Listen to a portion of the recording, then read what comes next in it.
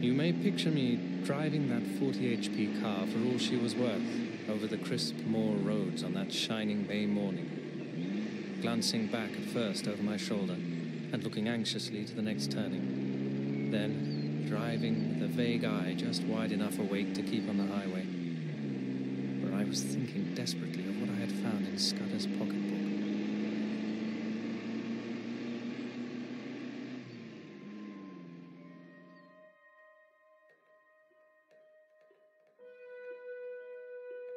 The bare bones of the tale were all that was in the book. These, and one queer phrase which occurred half a dozen times inside brackets. 39 steps was the phrase.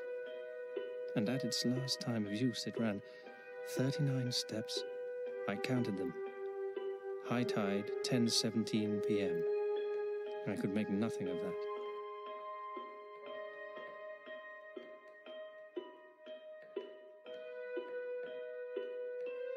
The 15th day of June was going to be a day of destiny, a bigger destiny than the killing of a Dago. It was so big that I didn't blame Scudder for keeping me out of the game and wanting to play a lone hand. That, I was pretty clear, was his intention.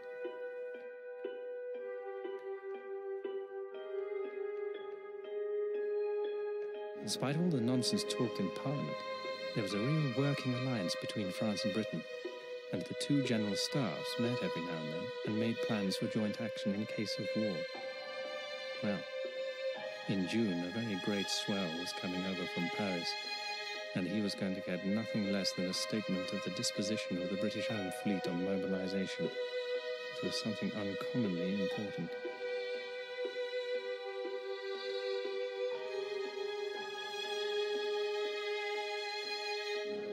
It was no question of preventing a war. That was coming, as sure as Christmas. Had been arranged, said Scudder, ever since February 1912. Carolides was going to be the occasion.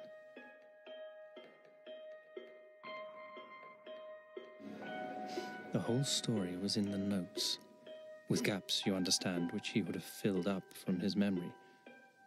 He stuck down his authorities too, and had an odd trick of giving them all a numerical value and then striking a balance, which stood for the reliability of each stage in the yarn.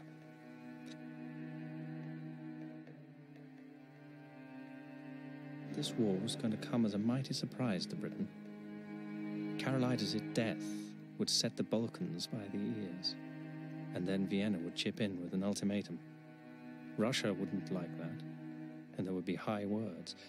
But Berlin would play the peacemaker and pour oil on the waters, till suddenly she would find a good cause for a quarrel, pick it up, and in 5 hours let fly at us. That was the idea, and a pretty good one too.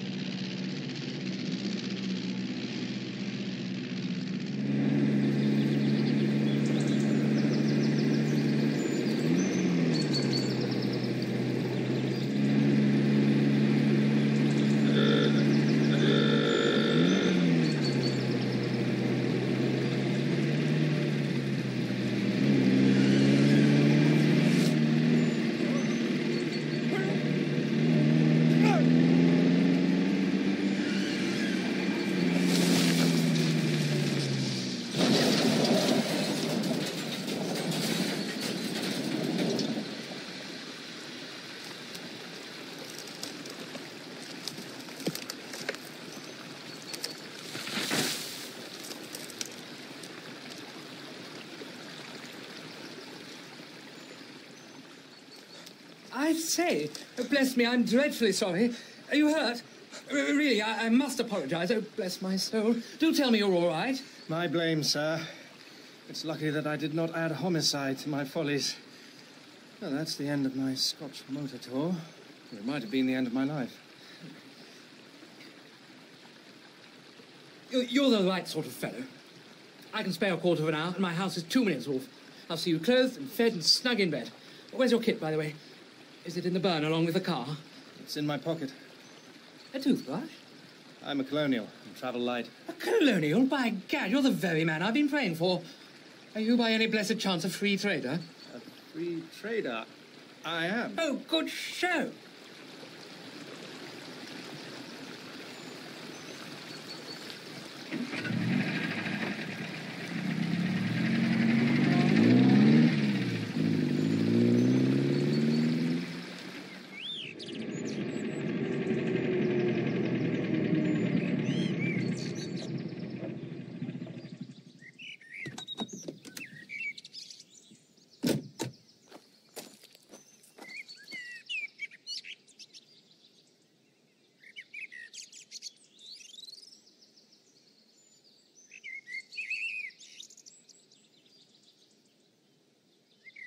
Thank you.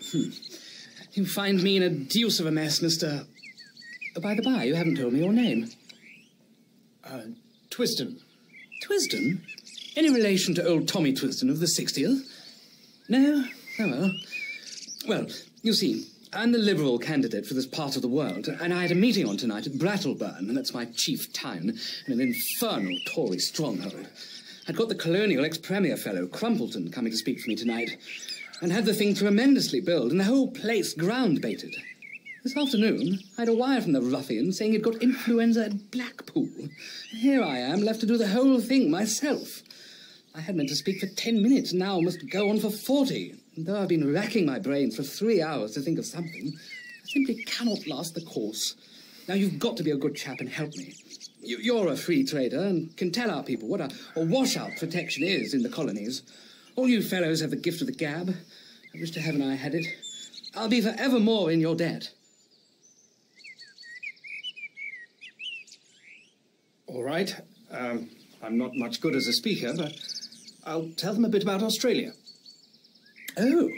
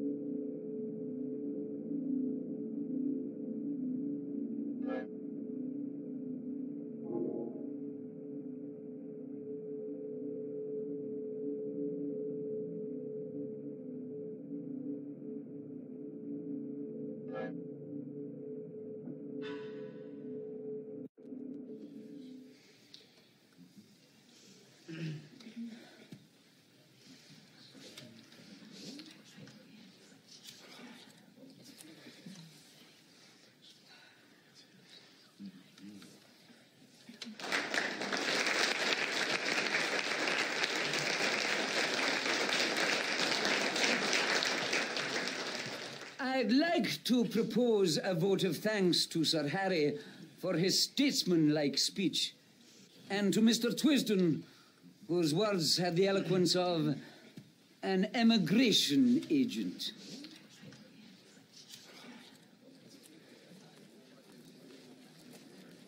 A ripping speech, Twisden. Now, you're coming home with me. I'm all alone, and if you'll stop a day or two, I'll show you some very decent fishing.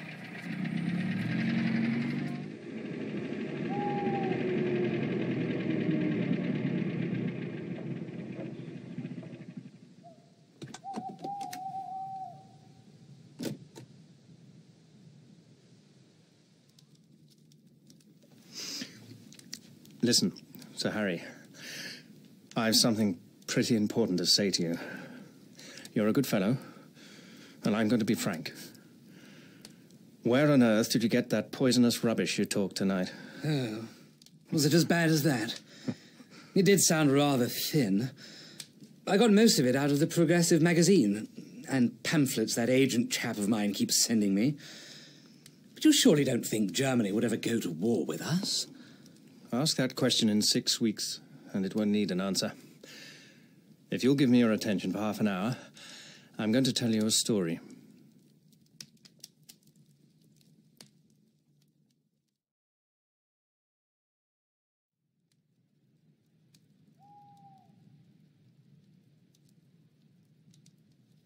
So you see, you have got here in your house the man that is wanted for the Portland Place murder. Your duty is to send your car for the police and give me up. I don't think I'll get very far. There'll be an accident, and I'll have a knife in my ribs an hour or so after arrest. Nevertheless, it's your duty as a law-abiding citizen. Perhaps in a month's time you'll be sorry, but you have no cause to think of that.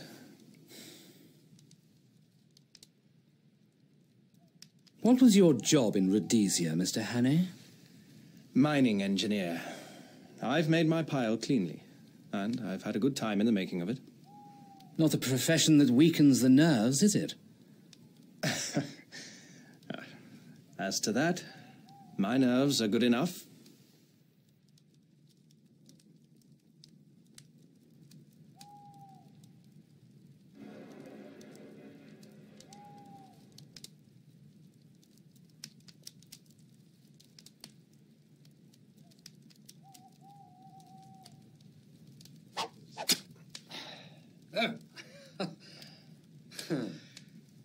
I don't want proof. I may be an ass on the platform, but I can size up a man. You're no murderer, and you're no fool. I believe you're speaking the truth. I'm going to back you up. Now, what can I do? First, I want you to write a letter to your uncle. I've got to get in touch with the government people sometime before the 15th of June. That won't help you. This is Foreign Office business, and my uncle would have nothing to do with it. Besides, you'd never convince him. No. I'll go one better. I'll write to the Permanent Secretary of the Foreign Office. He's my godfather and one of the best going. Now, what do you want?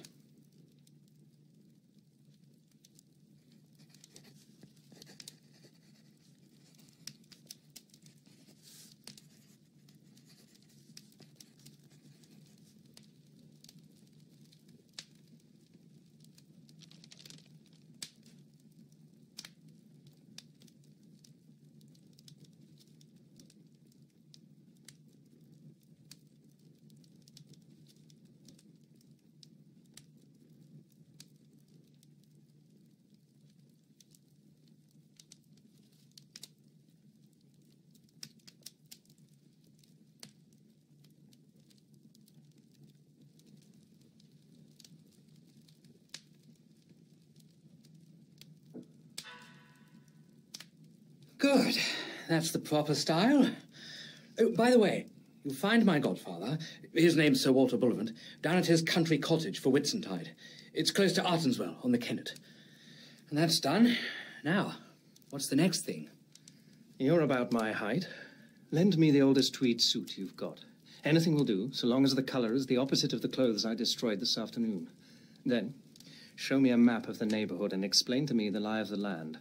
Lastly, if the police come seeking me, just show them the car in the glen. If the other lot turn up, tell them I caught the South Express after your meeting.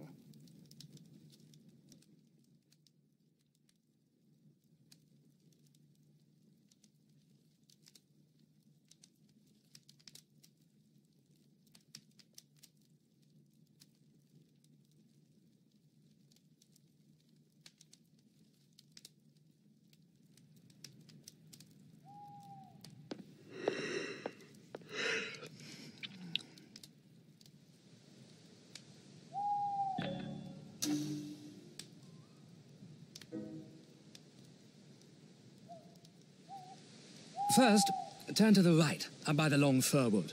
By daybreak, you'll be well into the hills. Then, I should pitch the machine into a bog and take to the moors on foot. You can put in a week among the shepherds and be as safe as if you were in New Guinea. Thank you. Think nothing of it. You got me out of a tight spot last night. Now, you better get cracking. Good luck.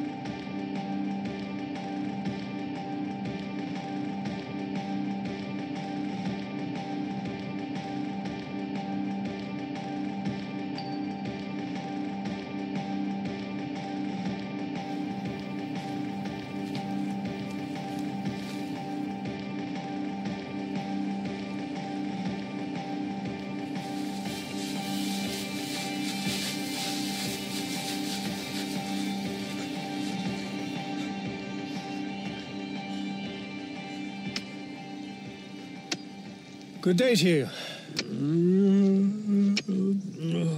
Confound the day I ever left the herding. There I was, my own master. Now I'm a slave to the government, tethered to the roadside with sair een in a back like a suckle.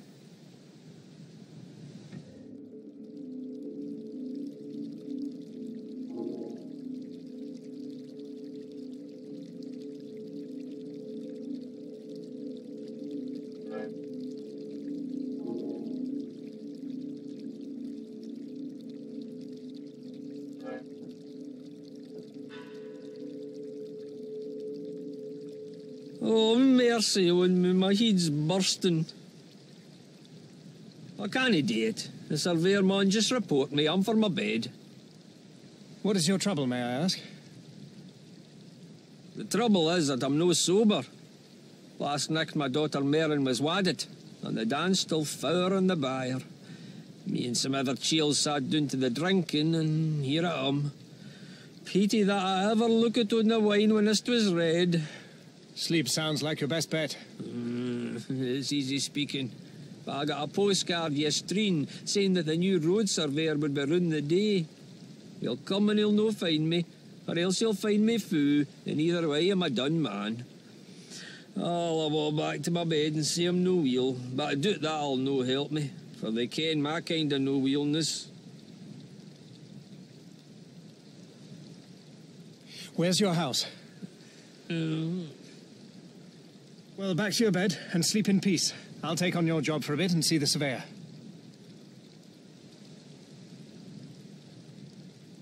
Eh?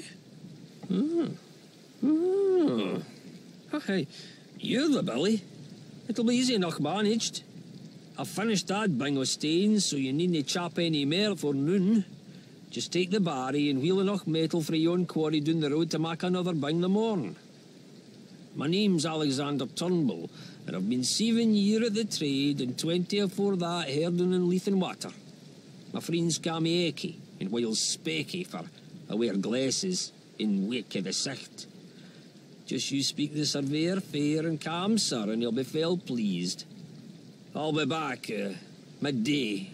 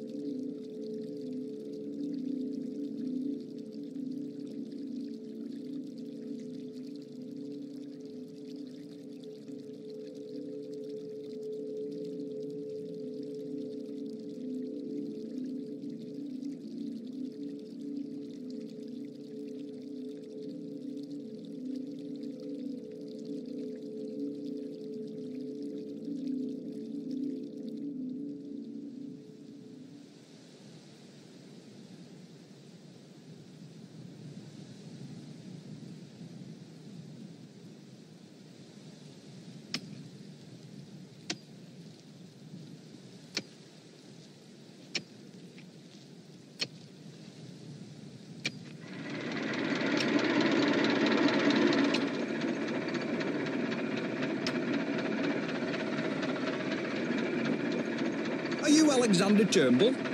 I am the new County Road Surveyor. You live at Black Hopefoot and have charge of the section from Laidlaw Byres to the Riggs. Good. A fair bit of road, Turnbull, and not badly engineered. A little soft about a mile off and the edges want cleaning. See you look after that. Good morning. You'll know me the next time you see me.